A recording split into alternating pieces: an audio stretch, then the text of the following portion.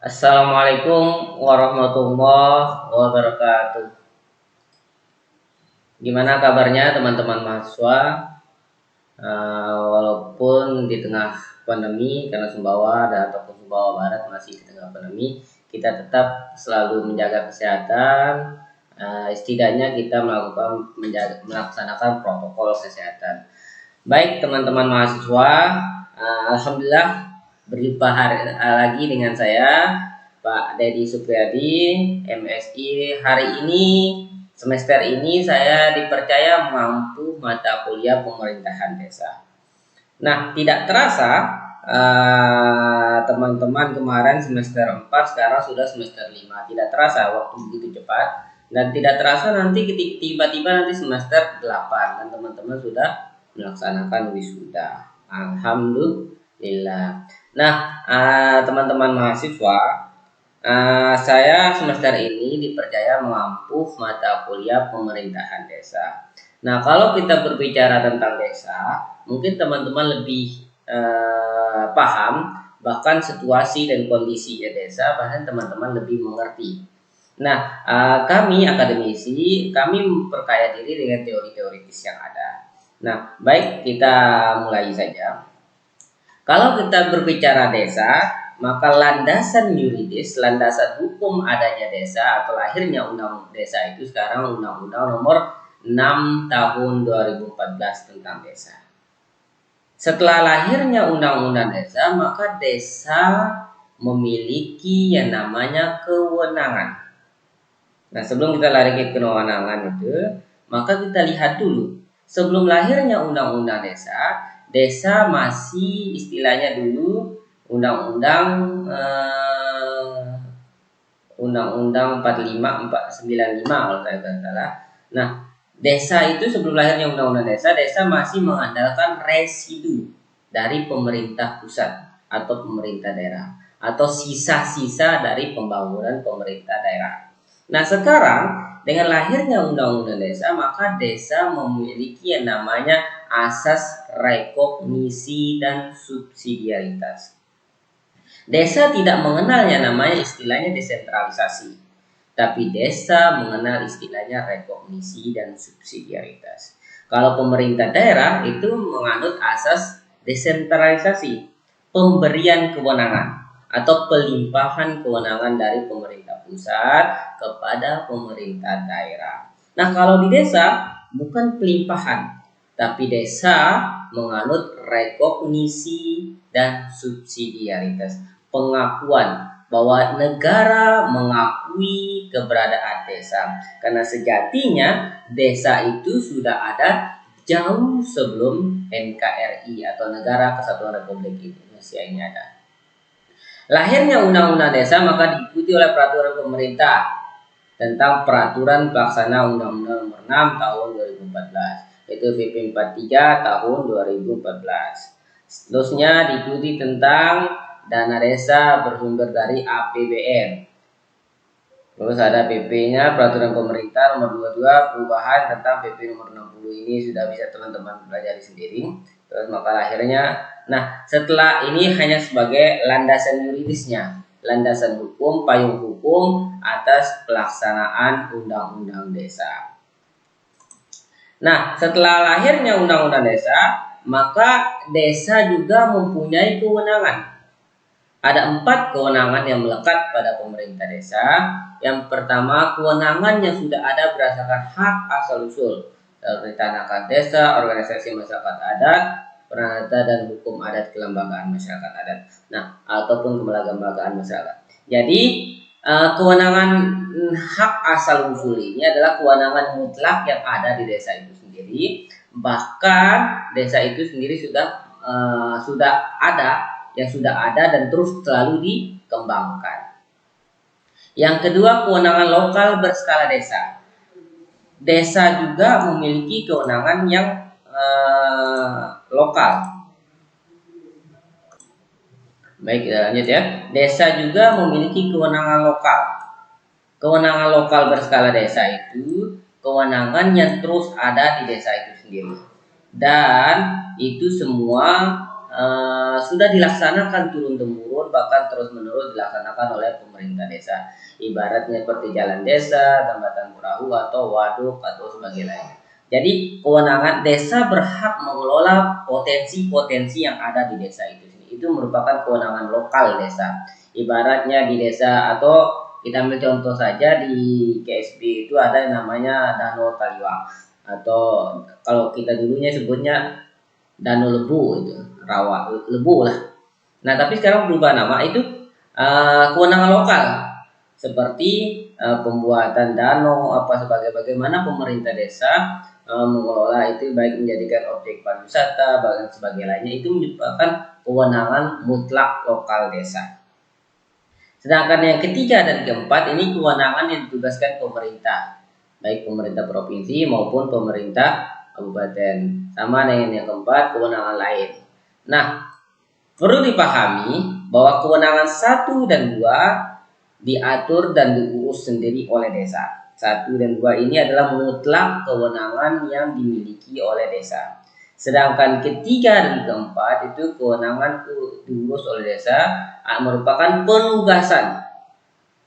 penugasan baik dari pemerintah kabupaten, pemerintah provinsi maupun dari pemerintah pusat, dan alokasi anggarannya pun dari pihak yang menugaskan.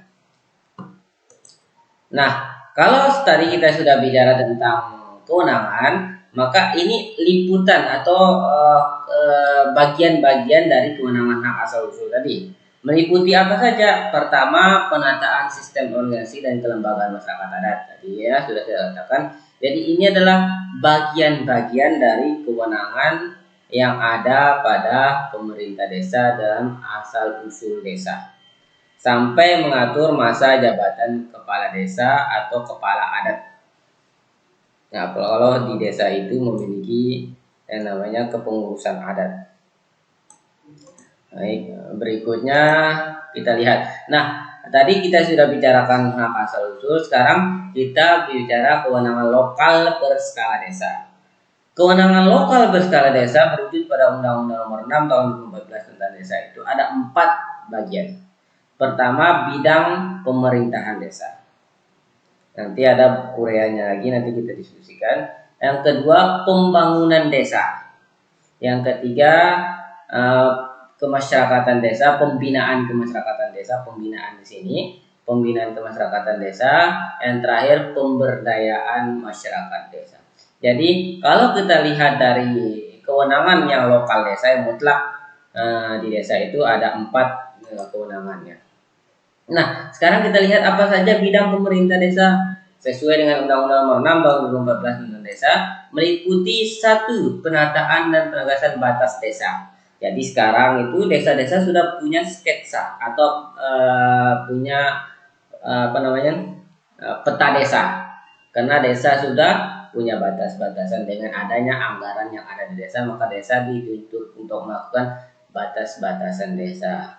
Pengembangan sistem administrasi dan informasi desa sampai penataan APBD desa, anggaran pendapatan belanja desa. Jadi ini merupakan bidang pemerintahan desa. Nah, kalau kita bicara anggaran, maka kita lihat ada perbedaan yang mencolok sebelum dan sesudah lahirnya Undang-Undang Desa. Kalau dulu sebelum lahirnya Undang-Undang Desa, pemerintah desa masih menganut istilah argumentasi yang beredar itu function follow the money. Kalau dulu bekerja dulu baru ada uangnya, itu dulu. Karena desa itu masih mengandalkan residu sisa-sisa dari pembangunan dari pemerintah pusat maupun pemerintah daerah. Nah, sekarang lahirnya Undang-Undang Desa itu, desa sekarang image-nya yang beredar, maka sekarang money follow the function. Uangnya sudah ada, sekarang tinggal dikerjakan. Sekarang uangnya sudah menunggu, baru dikerjakan. Pertama apa? Kewenangan berdasarkan asal usul desa. Pelaksanaannya bagaimana? Diatur dan diurus oleh desa. 1, 2 ini adalah kewenangan mutlak yang diurus atau diatur oleh pemerintah desa. Sedangkan poin yang ketiga dan keempat itu diatur berdasarkan pemberian. Nah, lantas dari manakah sumber pendapatan desa? Sumber pendapatan desa itu bisa didapat dari minimal 7 sumber. Pertama, pendapatan asli desa PADES.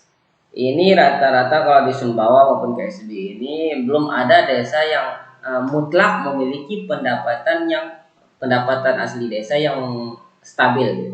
Karena rata-rata desa di Sumbawa maupun di KSB ini tidak mau dianggap desanya kaya karena image-nya beredar, takutnya nanti anggaran ADD maupun PAD pendapatan desanya itu dipotong oleh pemerintah daerah. Nah sebenarnya tidak, justru dengan adanya asas rekognisi dan subsidiaritas ini, desa dituntut untuk mandiri. Desa silahkan berinovasi. Nah, maka adalah namanya pendapatan asli desa. Maka alhamdulillah sekarang desa-desa sudah mulai terbuka. Nah, saya lihat di Tambak Sari, desanya sudah mulai dibinit, bahkan membuka desa wisata dan sebagainya lainnya. Ini juga merupakan terobosan-terobosan oleh pemerintah desa. Jadi semakin besar pendapatan asli desa, maka kesejahteraan pemerintah desa pun semakin bisa dicukupin, bisa tercukupin. Nah, yang kedua dari mana? Alokasi APBN, anggaran pendapatan belanja negara.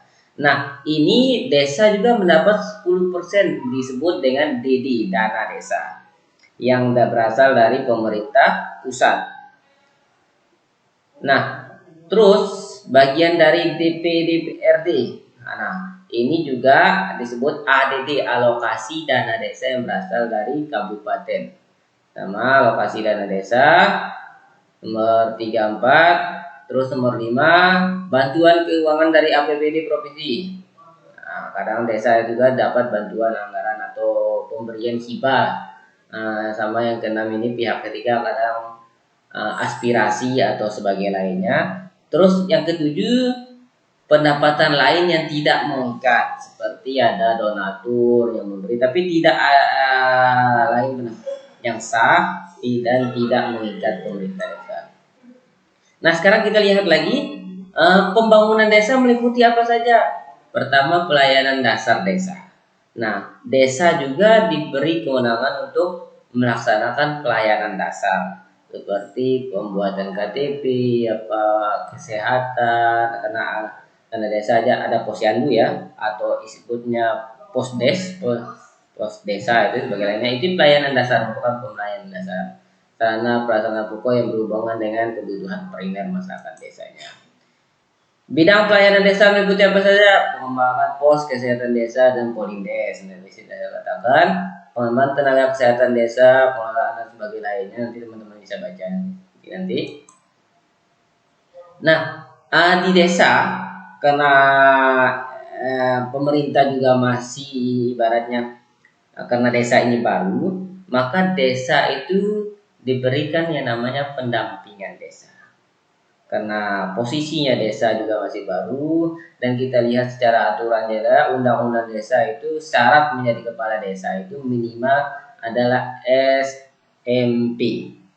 Nah, direvisi diperbarui oleh daerah masing-masing. Kadang keluar peraturan daerah, kalau ada yang minimal sekarang sudah SMA. Nah, karena pemerintah pusat melihat desa ini masih banyak desa ini yang belum sanggup, belum siap sumber daya manusia SDM-nya, maka desa diberilah namanya pendampingan. Apa tujuan pendampingan desa? Meningkatkan kapasitas dan efektivitas dan akuntabilitas pemerintah desa dalam pembangunan desa. Jadi, tujuan pendamping desa mengcover 4 kewenangan desa tadi. Pertama, penyelenggaraan pemerintah desa, pembangunan, ketiga, pembinaan kemasyarakatan, dan keempat, pemberdayaan masyarakat desa. Nah, ruang lingkup pendampingan desa mengikuti apa saja? Nanti teman-teman bisa baca ya. Nah, apa yang perlu didamping? Pertama, pendampingan dalam pengalokasian dana desa, program prioritas desa. Nah, sekarang dana desa itu diprioritaskan untuk apa? Pertama, bisa dialokasikan pemberian kewenangan desa asal usul. Berarti hak asal usul kewenangan desa tadi. Nah, bisa juga digunakan alihkan untuk pembangunan desa dan pemberdayaan masyarakat desa. Jadi ini adalah larinya atau alokasi atau tujuan dari adanya anggaran desa. Dan sekarang skala prioritas apa? Meningkatkan kesejahteraan masyarakat, meningkatkan kualitas hidup masyarakat, pengguna kemiskinan. Jadi ini ya, ada goals, ada tujuan dari sebuah program itu. Prioritas penggunaan dana desa untuk pemberdayaan masyarakat. Jadi ini teman-teman bisa baca sendiri poin-poinnya ya. Nah, desa juga dituntut untuk memiliki RPJMDes, Rencana Pembangunan Jangka Menengah Desa. Nah, jadi setiap desa punya yang namanya Rencana Pembangunan Jangka Menengah. Jadi ini pengawasannya dana desa. Oke, baik. Terima kasih teman-teman mahasiswa. Saya tidak bisa panjang lebar. Kita bisa diskusikan ya. Oh ya, saya sampaikan. Saya mohon maaf banyak-banyak. Saya tidak bisa masuk sesuai jadwal atau 1 minggu sekali. Mohon maaf, saya tidak bisa masuk. Kita bisa tetap muka 1 kali setiap bulan. Kita jadwalkan setiap akhir bulan kita akan melaksanakan tatap muka. Tapi setiap minggunya kita kuliahnya online ya teman-teman. Jadi setiap akhir bulan kita melaksanakan perkuliahan offline atau tatap muka. Nah, untuk materi dan sebagainya lainnya diskusi, kita open discussion. Teman-teman bisa komen di YouTube ini, karena ini akan saya upload ke YouTube biar teman-teman bisa baca, bisa simak. Nah, materinya juga saya akan share di grup. Di grup kita akan share. Nah, untuk pertanyaan dan sebagainya lainnya, silakan teman-teman diskusi, sampaikan lewat grup kapan saja, di mana saja. Oke, terima kasih. Tetap jaga kesehatannya. Terima kasih. Assalamualaikum warahmatullahi wabarakatuh.